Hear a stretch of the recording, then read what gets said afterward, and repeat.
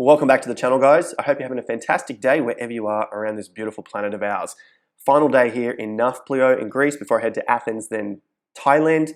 But today, let's look at what has happened over the last 24 hours in the markets, traditional markets, Bitcoin and cryptocurrencies, tying this all together as I feel and see on the charts a final capitulation forming, and that's going to give us a price range target and a time range target. A lot of people focus on price, but time is really one of the most important areas so we can start to build a position for our portfolios and not get wrecked and destroyed by the dollar cost averaging calls that have happened in a bear market all the way down.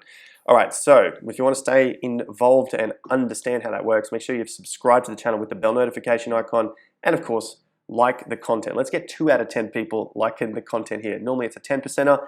Let's get those stats up. First things first, we had the speech yesterday, so Jackson Hole Symposium, final day here in the meeting, and everything that has been said there isn't really that much of a shock. Yes, the prices did go down, we had a few percentage drop, but overall, this really isn't the reason that the markets have been falling. The markets have been waiting to see what had been said, but the trend was already down. We follow this, we track this, and we understand that this is part and parcel of the game. You can see that the markets had peaked out, which we looked at in the previous videos here for the last 2 weeks, looking for a top to come in based on time cycles. So go back, check these videos out. I'll leave a link to this at the end of this video. Make or break was a good one. Time to sell, no chance, and then also volatility trap as well. So they're the videos that we're looking at in terms of time lengths to give us an idea of when these time frames and price clusters come together for rejections on the market. So we had that, of course. Market is now trending down according to our Gann swing indicator. That's what this yellow line is. And we had the low come in just a few days ago, lower than the previous low, and we tried to climb back to fill a gap. This is weakness before the news events. And like we talked about, if something is weak, if the market is weak, just a little bit of bad news is easier to push the market over. And that's what we got yesterday. We got a nice little rollover. However, on the big picture, we want to look at the macro time frame here. We are still holding up reasonably well. My danger level, which has remained here since the peak in November of last year, coming up near 12 months now, is under 8,900 points in the NASDAQ. So we have to understand the NASDAQ so we can get a clearer view for cryptocurrencies, because it's all involved in the tech space. They're all pretty heavily aligned at this point in terms of how they are moving. It may not be forever, but for now, that's what the market is telling us. S&P, similar sort of move here. For both of these markets, we've had an overbalance in price to the upside in price and in time, which is a macro bullish picture. This doesn't mean that the low is in and that the market is about to take off to new all-time highs, but it does mean that we are getting a sway from the bears to the bulls, but this is like a changing tide. The tide just doesn't drop and then spring back out. You get a change in the tide, and then we move to the other side. So if you're new to these sorts of understandings around market cycles, this is how they play out. So we have to understand this when we're looking at a macro time frame, and they work on a micro as well. The reason why it's important to understand this is because if we are investing or trading in the market, this is going to give us an edge on everyone else so that we can position ourselves for our portfolios, whether it's a long-term position or a shorter-term position if we are trading. So today we're looking at the 50% levels, time and the weeks for the time frames, Bitcoin macro buy signal, which I'll do another video follow-up. We've covered this on the channel, those buy areas, and we're coming up to one of those very soon for Bitcoin.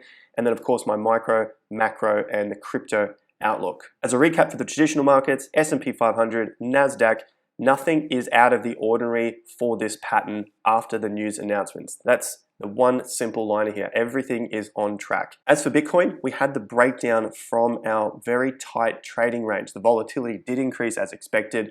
I think a lot of people understand that now, that if we are getting a very tight range and then we are expecting or waiting on a news announcement, the expectation is that the market can fluctuate quite wildly. It wasn't extreme, but we did at least get a breakout of this zone, and we are now heading towards under $20,000. We did touch under there briefly, but now sitting around 20,200. The small short-term double bottom did fail, So this is out of the question now, and that just means we're probably going to see further downside. The next support and resistance, which we have covered here, is around 19,000. This is 18.5 to 19.2, so approximately 19,000 is going to be the next level for Bitcoin. And I dare say if we do break under this level, I don't think 17.5 is going to hold very well, which then sets us up for further downside and sets us up for the macro picture for BTC with our time cycle that we've been looking at for many months now, over 6 months.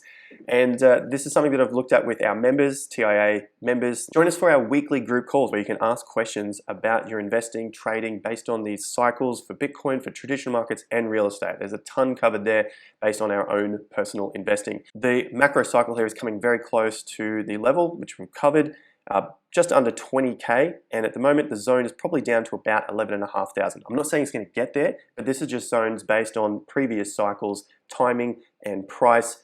The 12-month cycle to the bear market is coming to an end, but we may still have a month to 6 months to go in this cycle, but we'll be able to understand where that low comes in based on our Wyckoff and Gann analysis as it continues to occur. So for now, things are looking like they are still on track. As for Ethereum, it's holding up a little stronger. We're still above our 50% level at 1455. The low came in at 1470 so far. Another day and 17 hours to go for the close of the weekly. Remember, we're looking at the macro frame here for the bigger picture stuff, not the short-term fluctuations. We were very much on the turning point based on our timing cycles for bear market rallies.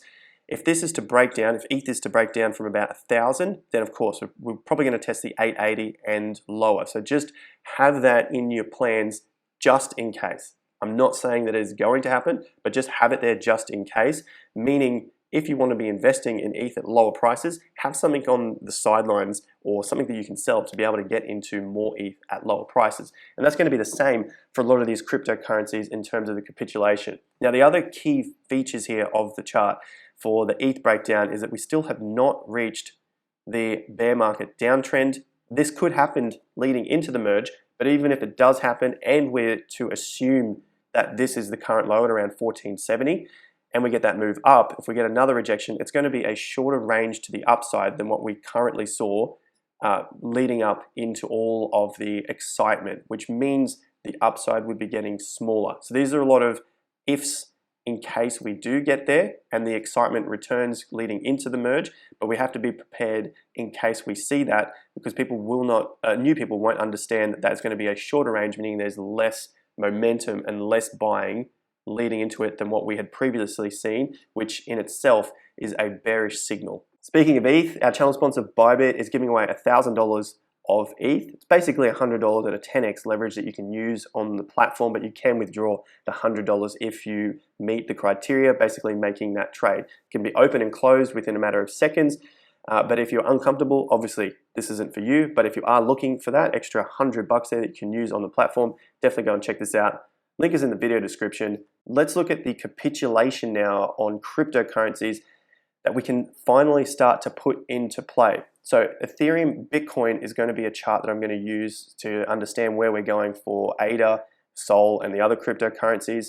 For now, we're looking at this as a potential rejection lower than the previous top 5 weeks out here, and then just checking out how far the percentage drop was in the entire 2018 bear market. Now this is ETH BTC, so just remember that the top started in 2017 and came out into 2019.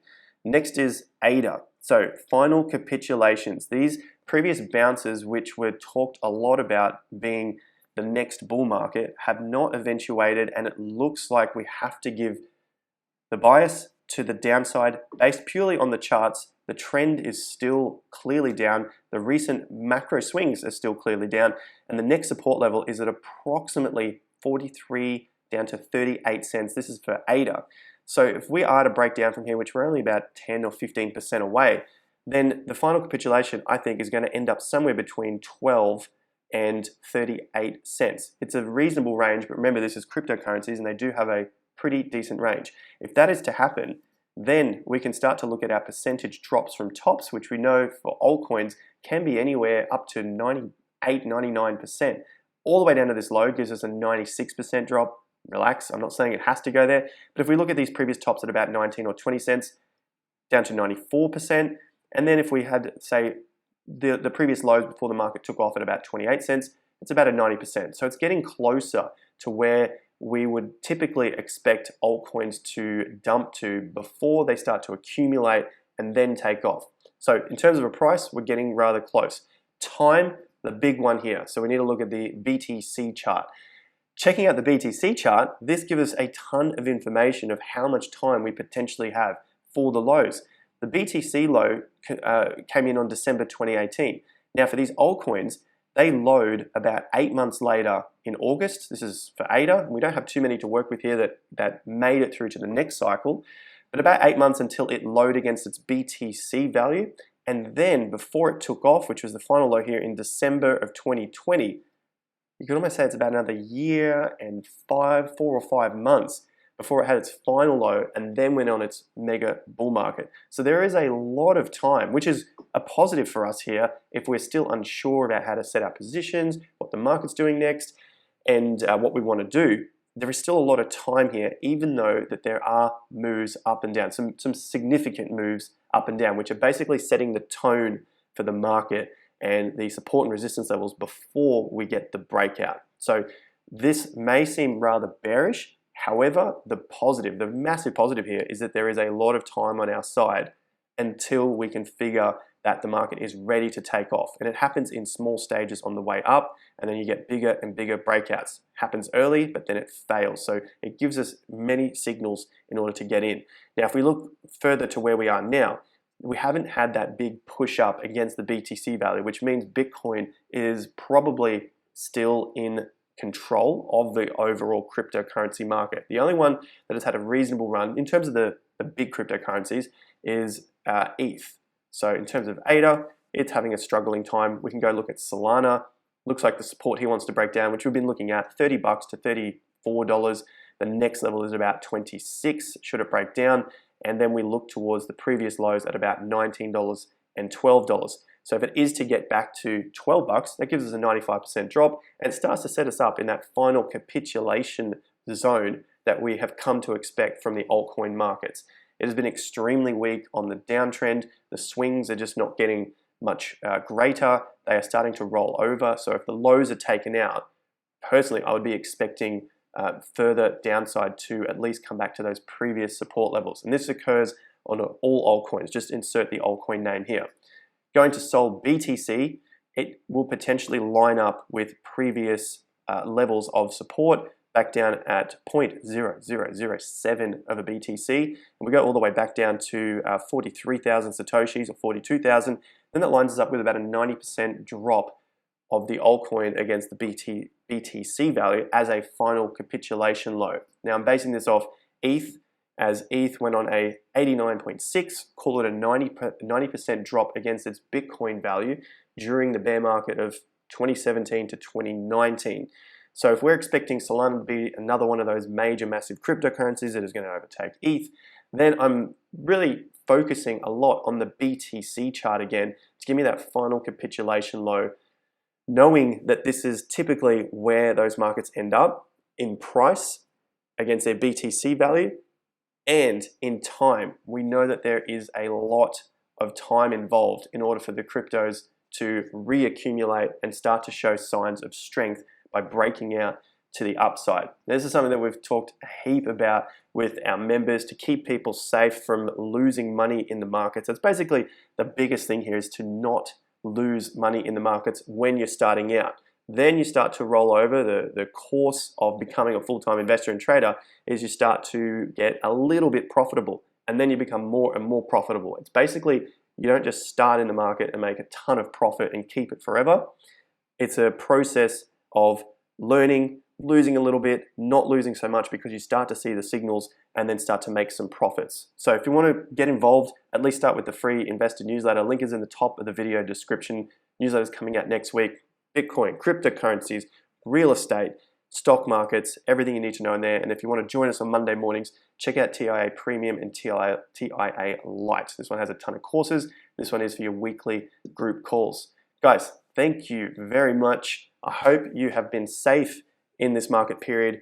I'm going to do a follow-up video on the cycle buy zones for the macro picture on Bitcoin. So if you come back to this video looking at the final capitulation, then we can piece this together with the Bitcoin buy zones to keep us safe from DCAing into cryptos too early when the cycle is just not ready yet. I mean, this has been going on for over 6 months publicly on the channel. So stay in touch, subscribe, like, links are in the video description. See you guys at the next video. Have a fantastic weekend. Till next time, peace out.